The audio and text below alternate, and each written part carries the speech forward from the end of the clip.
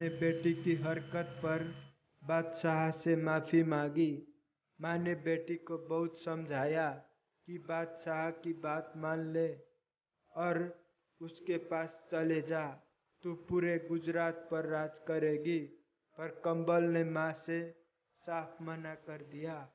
उसने माँ से कहा कि वो केहर को प्यार करती है। दुनिया का कोई भी राजा उसके किसी काम का नहीं। कंबर केहर सिंह चौहान महमूद शाह के अधीन एक छोटी सी जागीर बारिया का जागीरदार था और कंबल उसे प्यार करती थी। उसकी माँ ने खूब समझाया कि तू एक बेश्या की बेटी है, तू किसी एक की घरवाली नहीं बन सकती। लेकिन कंबल ने साफ कह दिया कि हर जैसे शेर के गले में बाहा डालने वाली उस गिद्धड़ महमूद के गले कैसे लग सकती है। ये बात जब बादशाह को पता चला तो वो आग बबूला हो गया। उसने कंबल को कैद करने के आदेश दे दिए। बादशाह ने यह भी ऐलान किया कि केहर को कैद करने वाले को उसकी जागीर जब्त कर दे दी जाएगी। पर केहर जैसे राजपूत योद्धा से कौन टक्कर ले। फिर भी दरबार में उपस्थित उसके सामंतों में से एक जलाल आगे आया। उसने पास छोटी सी जागीर थी, सो लालच में उसने ये बीड़ा उठा ही लिया। होली खेलने के बहाने से उसने केहर को महल में बुलाकर षड्यंत्र पूर्वक उसे कैद कर दिया ताकि कंबल अपने प्रेमी की दयनीय हालत देख दुखी होती रहे। कंबल रोज पिंजरे में कैद केहर को खाना खिलाने आती। एक दिन कंबल ने एक कटारी व एक छोटी आरी केहर को लाकर दी। उसी समय केहर की दासी टुन्ना ने वहां सुरक्षा के लिए तैनात कालूदा खा को जहर मिला भांग पिला बेहोश कर दिया। इस बीच मौका पाकर केहर पिंजरे के दरवाजे को काट आजाद हो गया और अपने साथियों के साथ से बाहर निकल आया। जागीर जब्त होने के कारण केहर ने मेवाड़ के एक सीमावर्ती गांव के मुखिया गंगो भील से मिलकर आपबीती सुनाई। गंगो भील ने अपने अधीन 60 गांवों के भीलों का पूरा समर्थन केहर को देने का वादा किया। केहर के जाने के बाद बादशाह ने केहर को मारने के लिए ये कई योद्धा भेजे, पर सब मारे गए। इसी बीच बादशाह को समाचार मिला कि केहर की तलवार के एक वार से जलाल के टुकड़े टुकड़े हो गए। कंबल केहर की जितनी किस्से सुनती उतनी ही खुश होती और उसे खुश देख बादशाह को उतना ही गुस्सा आता। पर वो क्या करे, बेचारा बेबस था। केहर को पकड़ने या मारने की हिम्मत उसके किसी सामंत व योद्धा में नहीं थी। छगना नाई की बहन कंबल की नौकरानी थी। एक दिन कंबल ने एक पत्र लिख छगना नाई के हाथ केहर को भिजवाया। केहर ने कंबल का संदेश पढ़ा। मारवाड़ के व्यापारी मुधंडा की बारात अजमेर से अहमदाबाद आ रही है। रास्ते में आप उसे लूटना मत और उसी बारात के साथ वेश बदल कर अहमदाबाद आ जाना। पहुंचने पर मैं दूसरा संदेश आपको भेजूंगी। अजमेर अहमदाबाद मार्ग पर बारात में केहर व उसके 4 साथी बारात के साथ हो लिए। केहर जोगी के वेश में था। उसके चारों राजपूत साथी हथियारों से लैस थे। कंबल ने बादशाह के प्रति अपना रवैया बदल लिया, पर नजदीक जाने के बाद भी महमूद शाह को अपना शरीर छूने न देती। कंबल ने अपनी दासी को बारात देखने के बहाने भेज केहर को सारी योजना समझा दी।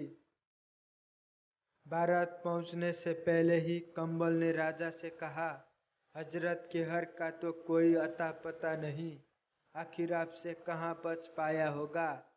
उसका इंतजार करते करते मैं भी थक गई हूँ।